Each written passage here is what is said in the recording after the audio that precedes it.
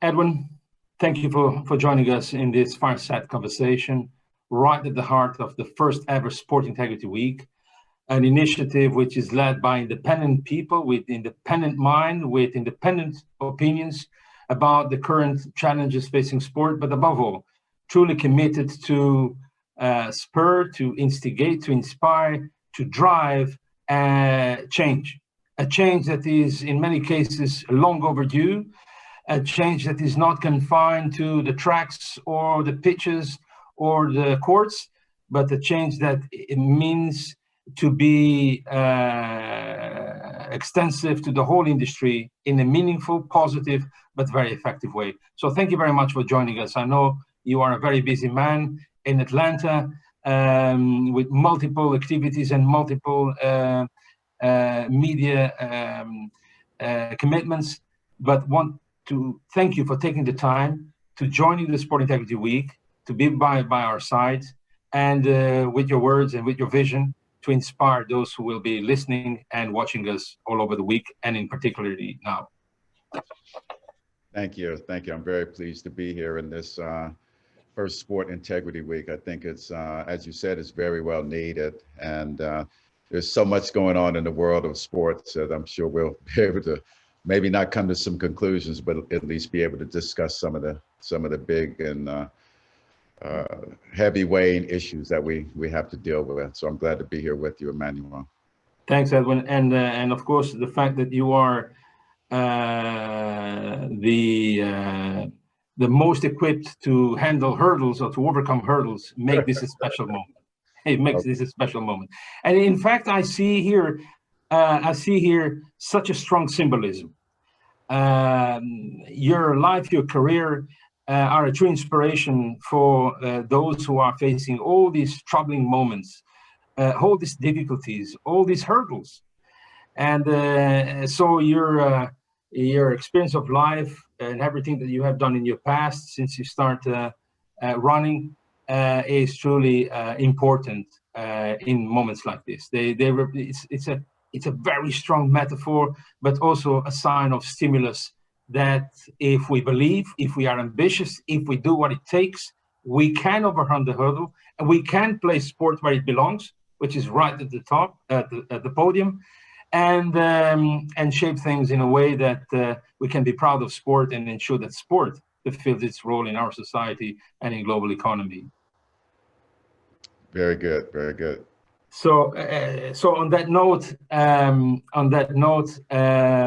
knowing that you are in Atlanta, a city that has seen so much and has been fuel to so many social developments in a period like this, when we have so much social unrest, so much confrontation, so much discrimination, including racism and unconscious bias. From where you stand, how you see these latest developments occurring in the US, and what example and what hope can they bring to the world that things are changing and things will change? Well, you know, Atlanta has been part of the ground zero. We did have a police murder here in Atlanta that caused people to hit the streets, I guess a few weeks after the George Floyd murder.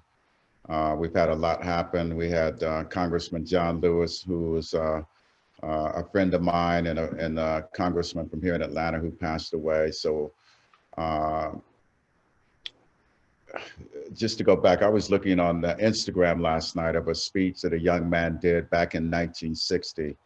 And he was talking about, you know, the demands of, and specifically in this case, African Americans, the demands that they were asking for back then in 1960, which would be a lot different within a lot different context than we're asking for today. But basically, he was saying that, you know, what everyone all over the world, it doesn't matter if you live in Afghanistan or South Africa or Italy or Belarus, wherever it is, people always want the same things. They want to have, as we say in the United States, peace, tranquility, and things of that nature. They just want to be able to have a good opportunity, a level playing field when it comes to jobs and opportunity in life. People obviously want to take care of their families. and look out for their families. People want to put their kids in school. People want to have to not worry about being persecuted for whatever reason, whether it's for religious reasons or racial reasons or tribal reasons or political reasons, whatever they may be. They come in many different forms. Most people around the world want the same things. And from this videotape in 1960, which was 60 years ago, here in the United States, we're still struggling. We're still struggling to find a solution. And the solution, there won't be a solution if the analysis starts with analyzing someone by their religion or by their sexuality or by their politics. You never get a solution. And what we're lacking right now is just for a lot of people to really just do the right thing at this point in life. So we're at really strange times in this world, and it's all over the world. In Belarus, you see what's happening over there, you know, for political reasons. You know, and here in the United States, it's racial discrimination. And the thing about what's happening here in the United States, it's not just about black and white or brown or Asian people. It's about doing the right thing. And as we saw in the demonstrations that occurred, there were people from all walks of life that were out in the streets that thought that these extrajudicial killings were out of bounds and out of order and happening all too frequently. So when a lot of people around the world begin to do the right thing and put down their biases and discrimination and whatnot, we'll be a lot better place, and we'll get back to some calm. Yeah, but until then, what we have is a fracture in our societies. It is a fracture that brings confrontation, that brings agitation, that brings resentment, that brings hate, and a spiral of other negative things. And I cannot help concluding that this is also a sign of times where there is a clear lack of global leadership. You see conflict rather than union. You see disunion rather than a cohesive approach to these problems. We are in 2020, 21st century. This is unbelievable and unacceptable. And in a period where the world is in the most devastating, unprecedented crisis ever, what are global leaders doing? They cannot be just micromanaging the COVID-19 pandemic. They need to pay attention to people, what they are saying, what they are expressing, how they are expressing themselves. Someone needs to bring the world together, and I'm not saying metaphysically or wishful thinking, because I don't believe in that kind of attitude. But I'm saying pragmatic, leading by example, uniting, not looking at their ego, but looking to the people, what they're saying. And enough is enough. So we have to understand. We have to understand this, and we see this not only in our lives in relation to race or social discrimination, or the permanent, eternal tension between those who have and those who haven't. But we are also guilty, by omission in many cases, by doing nothing, of digging a gap more severe than ever in our societies. And we are in 2020. I mean, people have discovered, the scientists have discovered water in Mars. There is practically technology for anything. The fourth industrial revolution is open way to the fifth industrial revolution. And here we are discussing the same problems as if we were in 1960 or even before. So I join those who call for action and results. Enough of lip service, enough of window dressing, results. And this comes with meaningful change, not rhetoric, not beautiful legislation or grandiloquent proclamations, but with a true, meaningful cultural change. And for that, we need leadership. We need those who inspire, those who guide, those who motivate, those who show the way.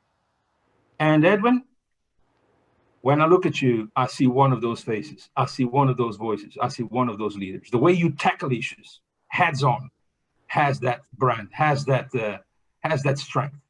So I urge you and I encourage you to be always at the front as you have been, because you are not alone, my friend. Thank you, thank you. You know, we're in very strange times, and you know, this global pandemic that we're experiencing right now. If I was to envision, you know, I used to watch a lot of science fiction movies. I remember when I was a kid, and the Twilight Zone used to come on, and you know, movies like Fahrenheit 54 and Soylent Green, and you know, all these different types of movies that would come on. And if you look at it today, and I think about this sometimes, that what we're experiencing today all over the world, not just in the United States, but all over the world, with the combination of the pandemic, you know, the disparity of wealth around the world, where 1 or 2% are owning 60, 80, 90% of all the world's resources and wealth, where people there's more homeless people than ever all around the world, refugees fleeing countries from all over the world for financial reasons or political reasons. It would be, we're living through a live science fiction movie. And I'm sure the history will show that things were really not right. I completely agree with you about the fact that we need more leadership around the world. You know, who would have, for me being an American, who would have ever thought that, you know, my passport is useless right now because of the pandemic, and the Americans, we're living in a country where the disease hasn't been dealt with properly, and we're all stuck at home. Who would have ever thought that, for example, the NATO would be, there would be an attempt to break apart NATO, and the environmental treaties and all this. So, you know, we're in very, very strange times. The pandemic, in my opinion, it's a huge distraction, so that the average person who really has the power to do something and has the will to do something, and perhaps the political influence, everyone's locked inside and really concentrated on their own personal safety. So it's a huge distraction. And you know, I don't believe in conspiracy theories, but you know, we are in the middle of a science fiction movie that maybe 10 years from now, 20 years from now, we'll look back and everyone will say, what is it that I did during that time? What was the position that I took? And what was I on the side of good or evil? Yeah. So that's kind of the way I see it. Yeah. I think the big question that all of us individuals need to ask ourselves is how I want to be judged by those that will come after me. How do we want to be judged by our children, our grandchildren, and their children, their grandchildren? What world are we leaving behind? And again, this is not rhetoric. This is about instigating action. Action within the boundaries of the law, but firm, decisive action. We are all responsible for our actions and the consequences that arise from them. In a moment like this, when civilization is at the brink, to have a neutral attitude, to be a bystander, to be on the top of the wall to see how things where things will fall, it's coward, it's irresponsible. So this is our attitude. This is my personal attitude, and this is what SIGA stands for: is not lip service, but action. And it's not a cosmetic, but is real change. And this is why sometimes we have to be an uncomfortable voice. And I bet, Edwin, that many of you, when they read your recent op-ed, they said, well, this is perhaps politically incorrect, because the establishment, you know, the crowned heads of the world of sport and anti-doping system may not like what is here. But what you said was the truth. And people would not respect you and see you as a true leader, as a true hero, as you are often called, on and off the tracks, if you would not speak the truth. And the truth demands, when it comes to the problems that we face in our society, to the challenge that the sport is facing, it demands bold, courageous, frank, outspoken individuals. So I take my hat off to you for that. And I know that those who are listening may like or may dislike, but I will not change, not at this age. So it is important that we have independent organizations. And of course, speaking about WADA, obviously, this is an unavoidable subject of discussion. But what I wanted to say beyond that is the moment of truth, the truth for truth has come. We need to demand more, and we expect and deserve results in a positive way. So on that note, I can only, like I said, commend you for what you're doing, and hope that that you are listening as you deserve. Thank you. You know, and when it comes to leadership and integrity, there's about 3 to 4 major elements that any leader needs to have a successful organization. And that is the way that you behave, the level of respect that you have, your integrity, and your willingness to get things done, your success and working with the organization and making positive changes. So I've just been a person who's done what I thought was the right thing, even going back into the late 70s and early 80s when I really began to speak up about anti-doping and drug testing.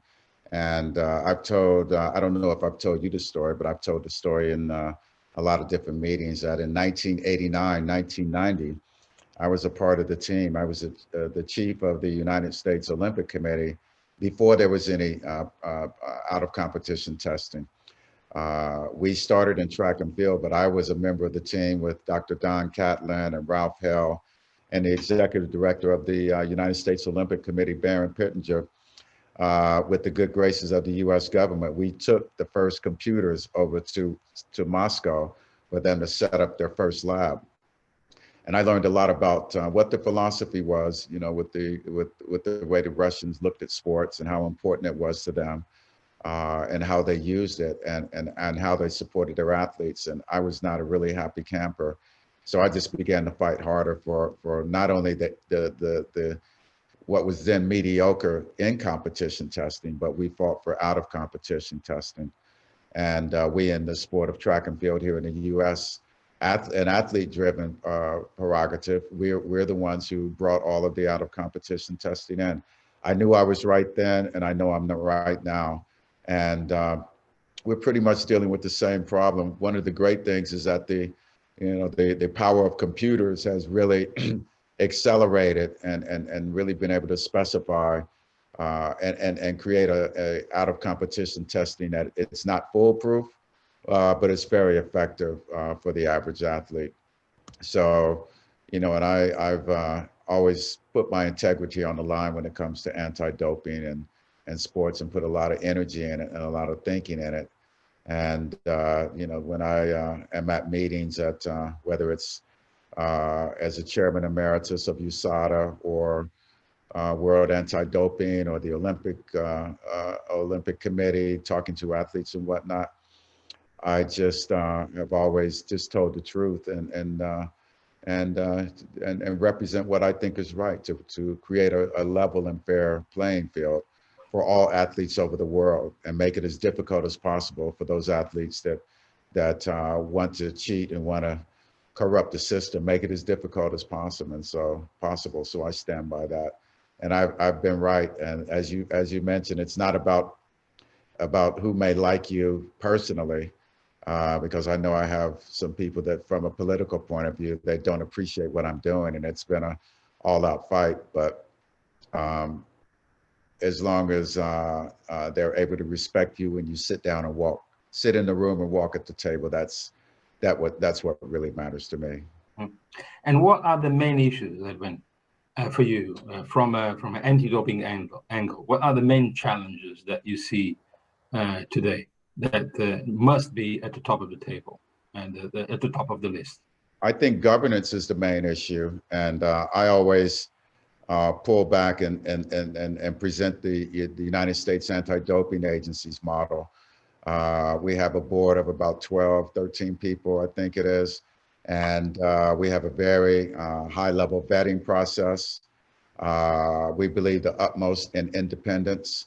anyone who's a board member of USADA that has to make decisions concerning laboratories, personnel, financing, drug testing, all the legal aspects that come to it, the hearings and all that. You can have absolutely no contact or no connection to any agency here in the United States, any national governing body, any international federation, or even the sports foundations. You cannot participate in any of those activities. You have to be completely clean and completely independent. And that's why we're able to make good decisions, because we have a contractual relationship, for example, with the U.S. Olympic Committee, and we have a moral relationship with the athletes in the United States Olympic Committee. And when you have a positive test, specifically of a big name athlete, for example, like a Lance Armstrong, then you have a lot of problems from the athlete's point of view and from the Olympic point of view. And the beauty of our organization was that we were all independent. No one had a shoe in another meeting. And we were able to make the proper decisions for USADA itself and only USADA. And I think with WADA, for example, I've said it in executive committee meetings that these are the levels of conflicts of interest that you have.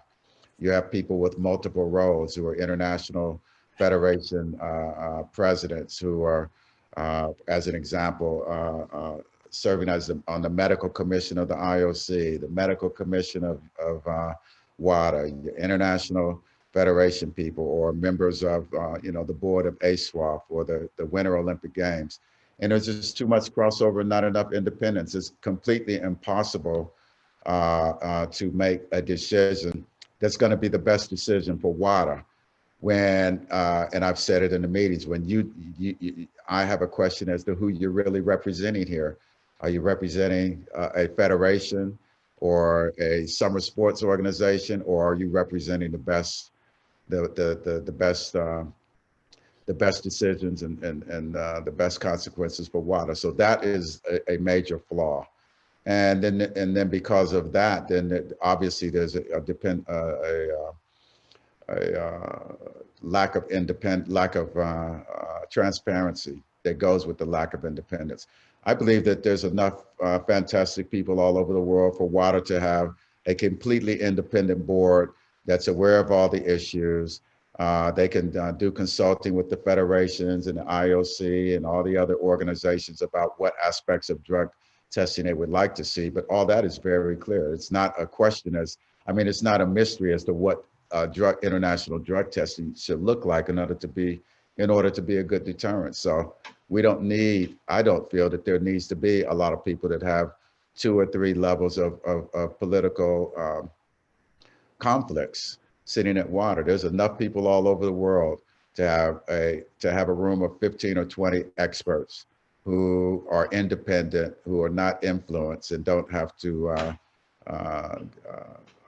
be subject to politics. Those are the 2 major things that I see. And then I think the athletes are all behind the system. They want to see an organization that they can trust.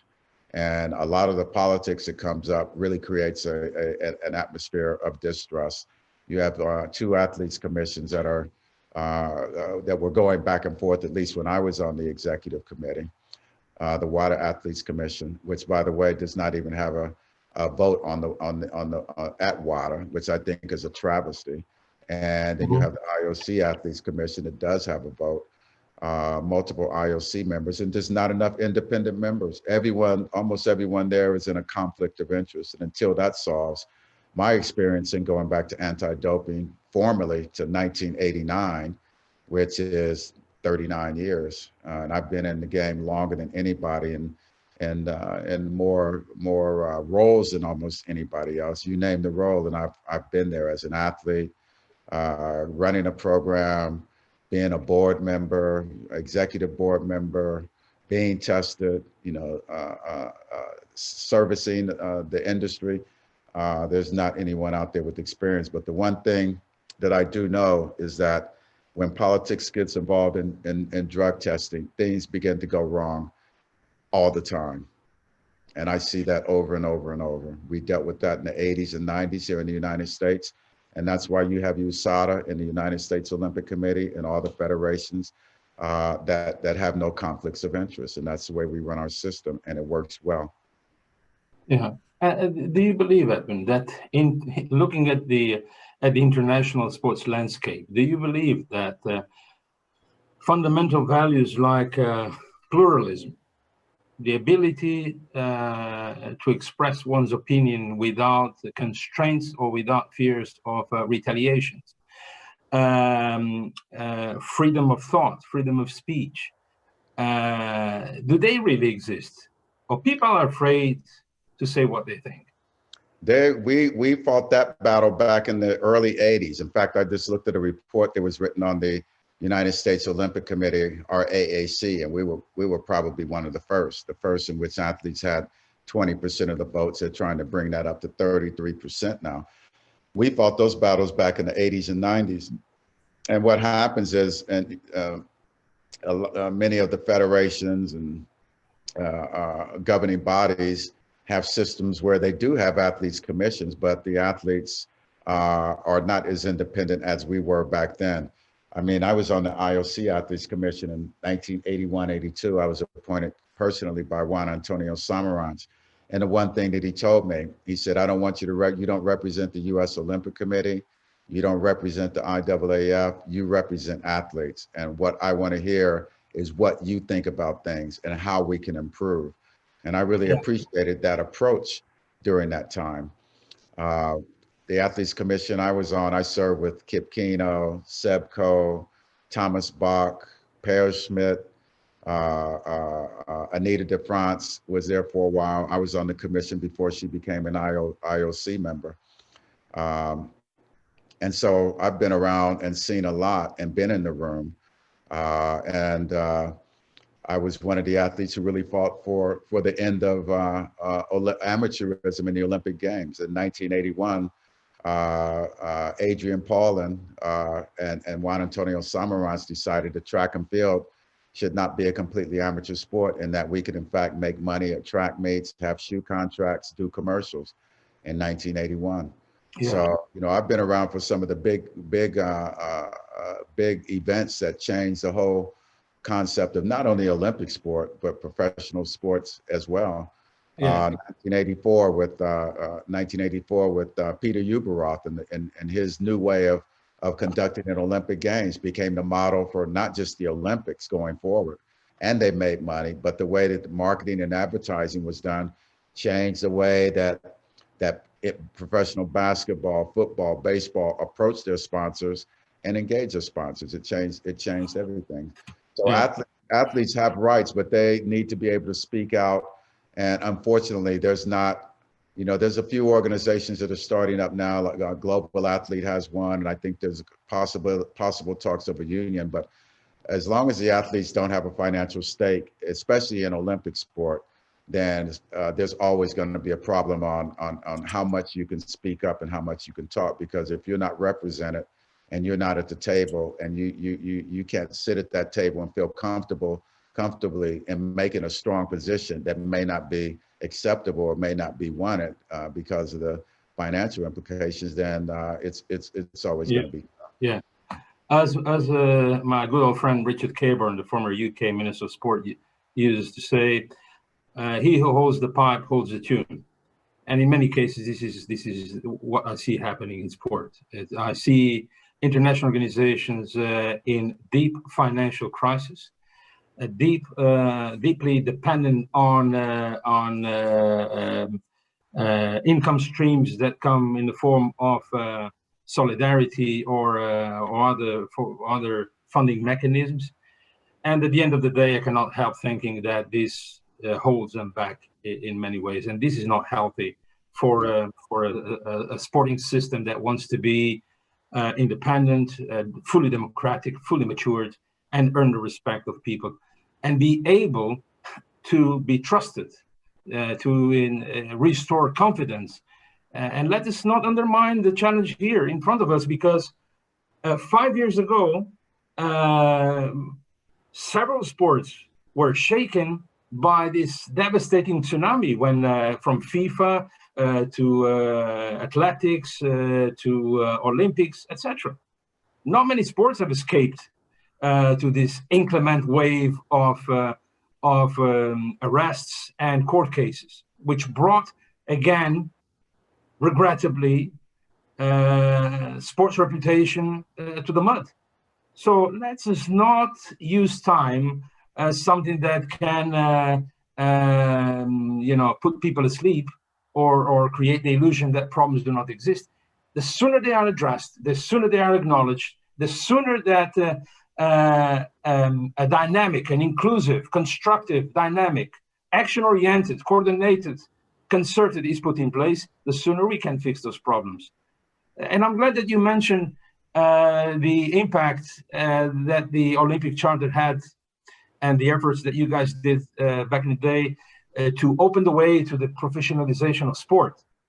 But it's kind of ironic that the same Olympic Charter that was so avant-garde then still prohibits athletes to express themselves, especially or including in matters of most basic human rights, such as the ones that affect human dignity, respect for the color of your skin or your social background or where you come from or your sexual orientation.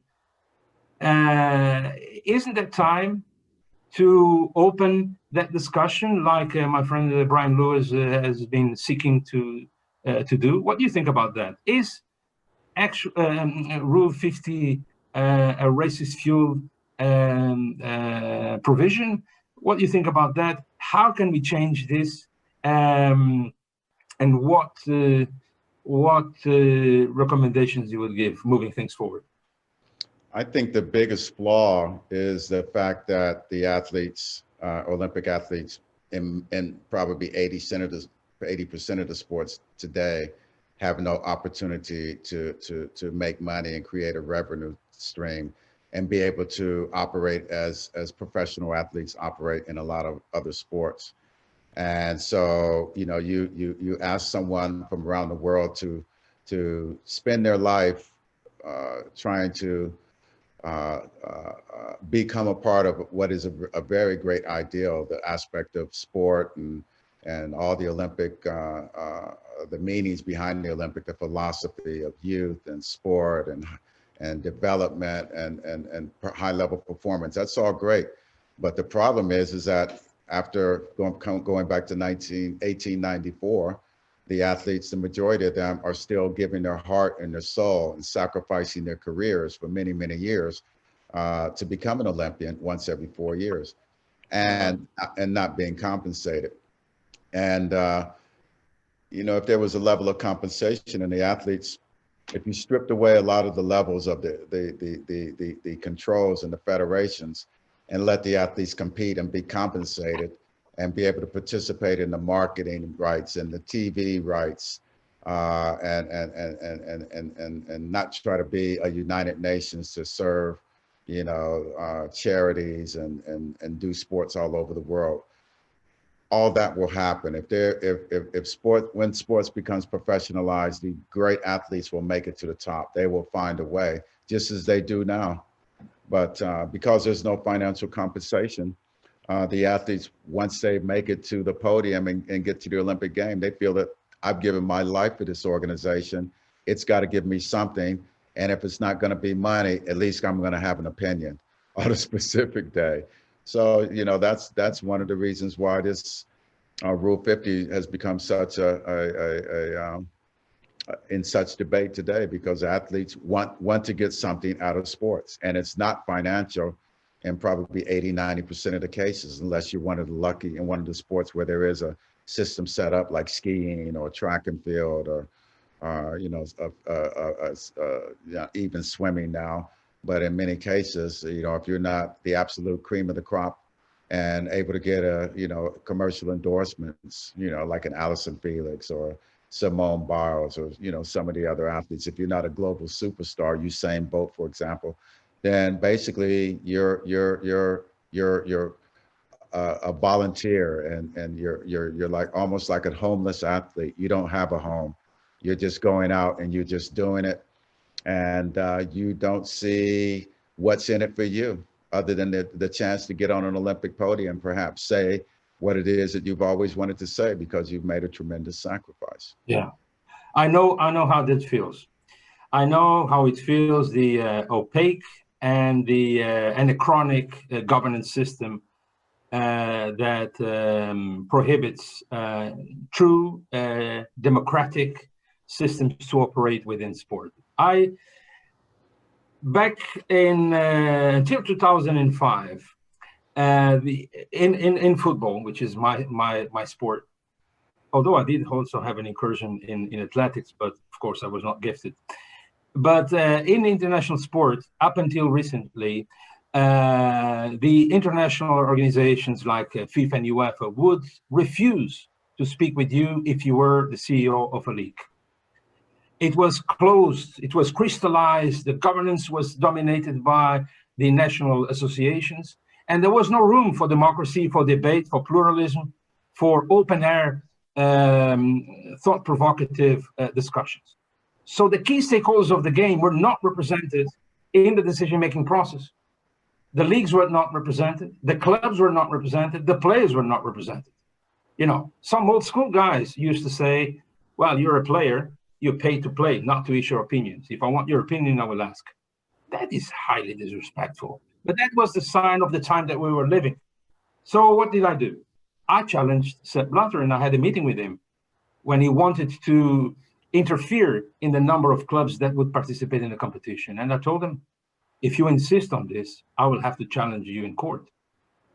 So the court, which means the law, is an ally to those who seek good governance and democracy and transparency and accountability and meaningful stakeholder representation. This is why organizations like the European Union here in this part of the world also play an important role and should not renounce to it. So the world has changed. UEFA is now a shining example of not just great leadership, which it is, but also an advanced governance system which brings together all key stakeholders, shares with them the problems, but also the solutions and the rewards. And I think that is an example that must be taken into consideration by other sports, because if it is good for football, it certainly is good for other sports. I agree, because when I was competing tennis, I mean, the men fought for the ATP and the athletes union back in the 70s and the 80s, and they fought hard. The women, it took them quite a few years to catch up, but now they make it just as much as the men do at the French Open and Wimbledon and so forth. But I remember that fight, you know, people like Martina and Billie Jean King that were really fighting for their independence. And look at how it's grown the sport. Look at how it's grown the sport. When I was running track and field, I think a lot of athletes made more money overall than they actually do today, because we had, in the United States, for example, we had 12 world champions. You know, we had all the time. We had Willie Banks and Jackie Joyner-Kersee and myself, and, you know, discus throwers and pole vaulters. It was a true circus, and the sport was really looked at differently because we were real personalities, and the sport really depended on us. It's very different now with the you know, the minimal amount of meets. I had perhaps like 100 meets I could choose from during the course of the year, and I could select to go wherever I wanted, whenever I wanted. Yeah. I didn't have to restrict myself to the formerly the Diamond League, first Golden League, Diamond League. I forget the name of it now, but yeah, I have to run those 7 or 8 meets, and that was it in my schedule. Yeah. So, and we had a lot more independence. Yeah, when athletes, you know, when there becomes a legitimate athletes union that's going to be able to deal with the marketing, television and whatnot, and athletes over the world feel like, okay, now I've got a stipend and I can train. I know that this money is just not going to go to the federation, and I'm not going to see any of it.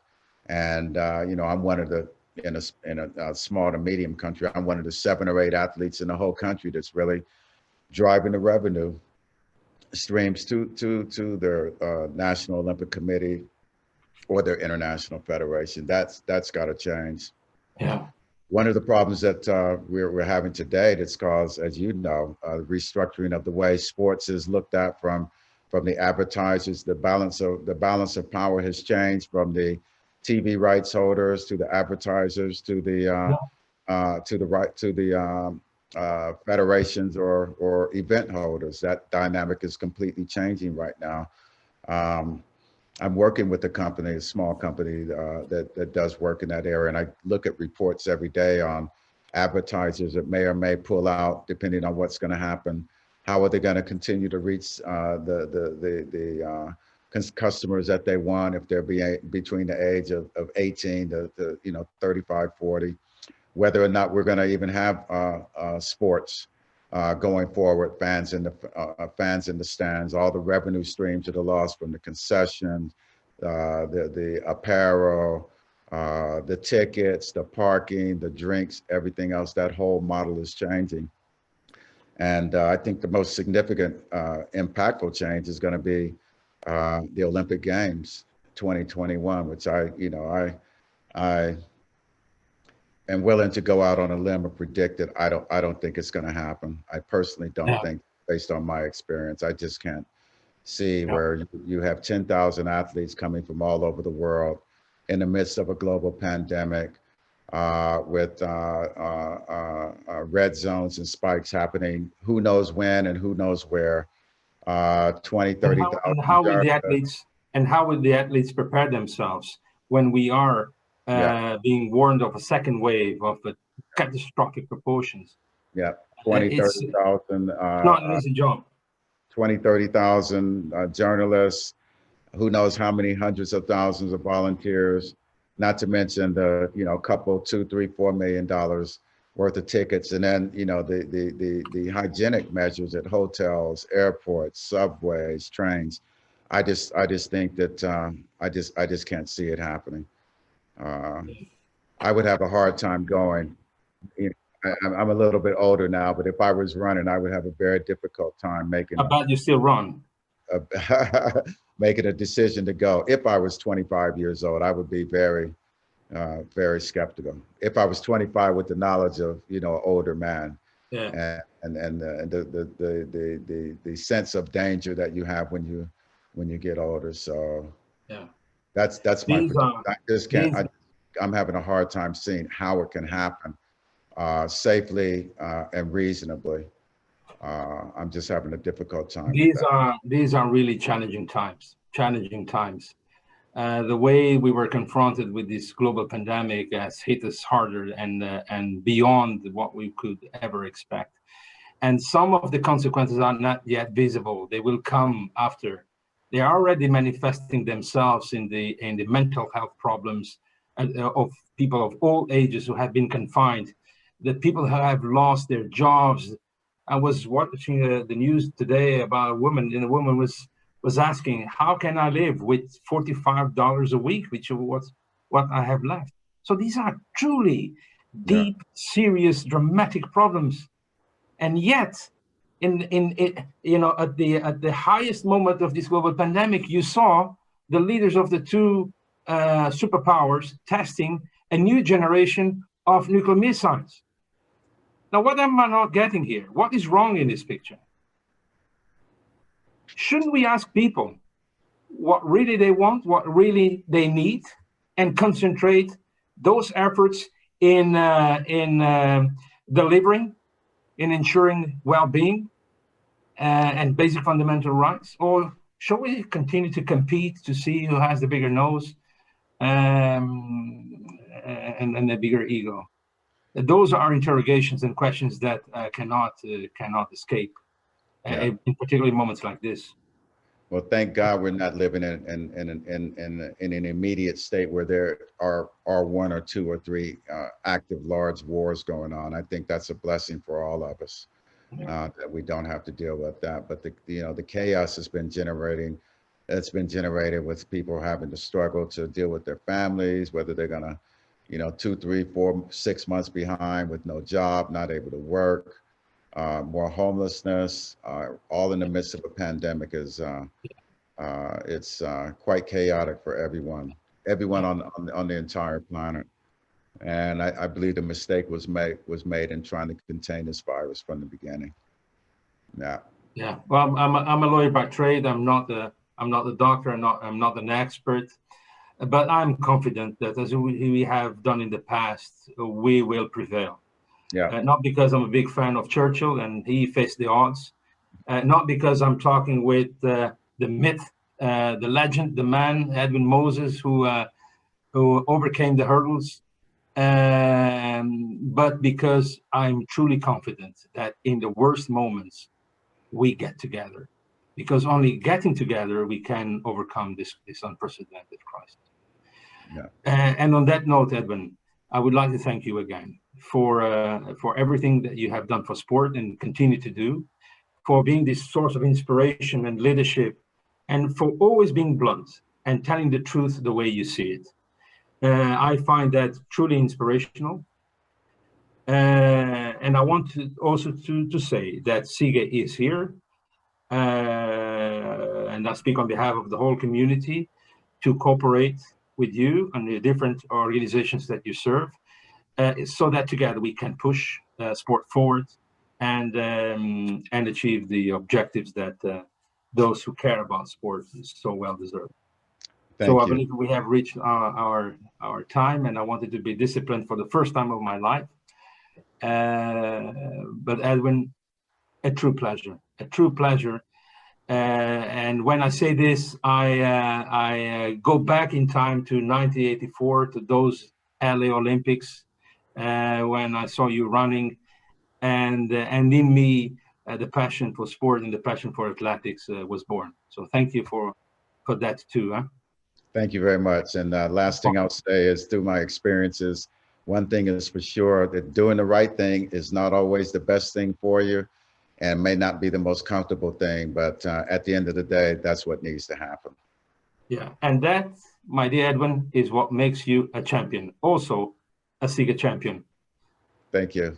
I would like to ask you to think about that. And in the meantime, I wish you all the best, to you, to your family, to all your projects that you are embracing. Hang on. This is another race that we will win. And I'll meet you at the crossing line. Okay. All right. And I'll Thanks. see you in Portugal. Thank you.